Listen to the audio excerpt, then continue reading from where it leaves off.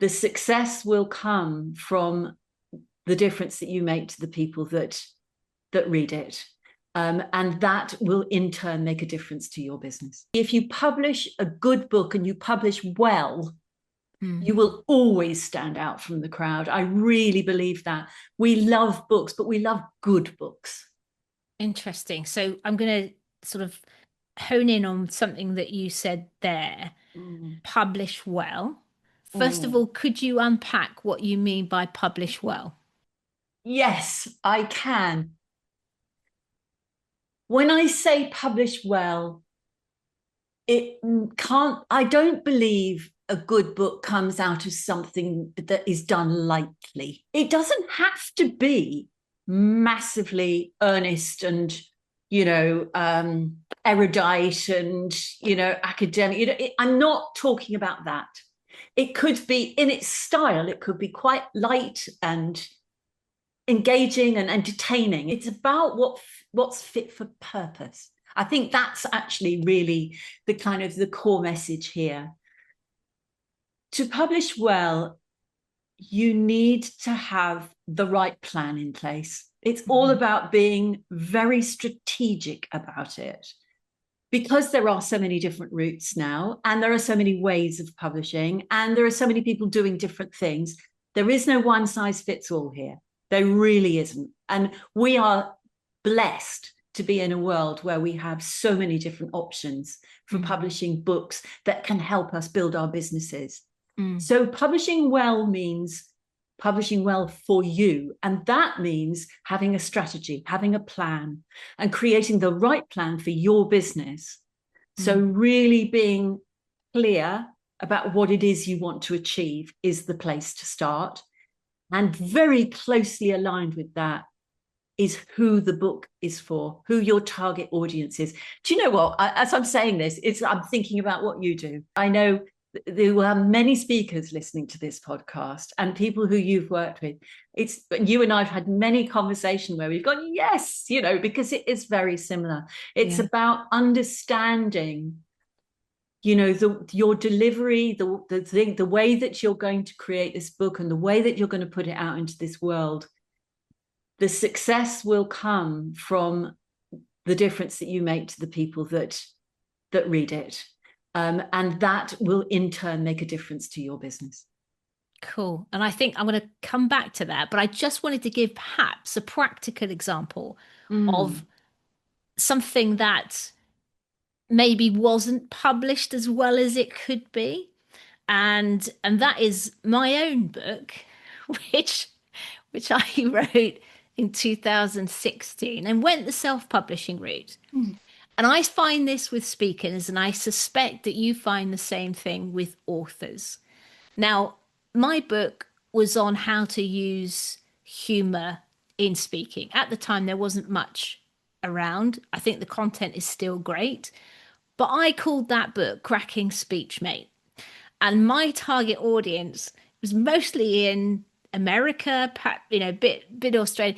I chose a title that made me chuckle and fitted my brand, but didn't actually do the job it needed to do for the book. And I think had I been working with someone like yourself who could have helped me publish well, you would have challenged me on that. In the same way that I challenge speakers on talk titles, on, the whole big idea of their talk. And I that would have done better. And is that sort of what you mean as an example? Not all of it, but just a small sort of tiny example.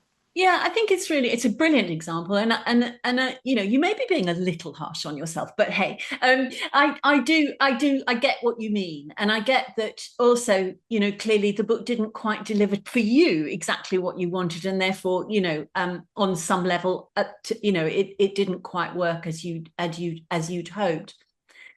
I think it's two things here. Now, sometimes people think of working with publishers as there being a kind of curation aspect to it. Well, I think that's probably true in the traditional publishing space, without a doubt, for obvious reasons. Curation is important for them because they have they have lists that they need. They shape those lists. They're like any other sort of, in a way, a manufacturer. They know what, they know the kind of products they're looking for. They want to make those products, and they know their audience, they know their markets. They and they might grow and change and move things around, but essentially they're building products that they're going to sell, that they're going to to get out into the world. Now that we have a situation where curation, in a sense, is not necessarily the point, but it is, perhaps there's an element here of positioning. I would call it positioning. Yes. Yeah. And it's about being really, being able to understand, and this is something that I think that publishers do, that perhaps sometimes self-publishers miss out on. You kind of think of positioning and you think of it in a marketing sense as being, well, if I know who I'm writing for, and then that's about it, really.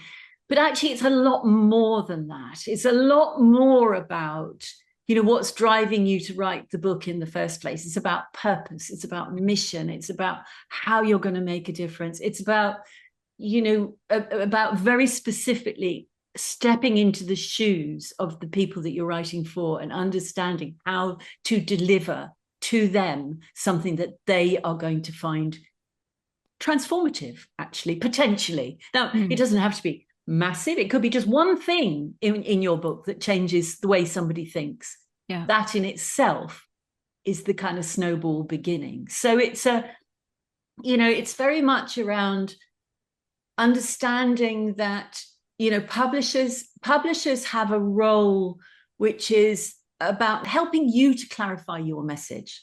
And even if you self-publish, you can take a lot from that. You can understand, you can do a lot of work on that by yourself. But it's always good to work with other people, because we're too much in our own heads. We're too much in our, as kind of probably most people who are thinking about writing a book have expertise of some kind.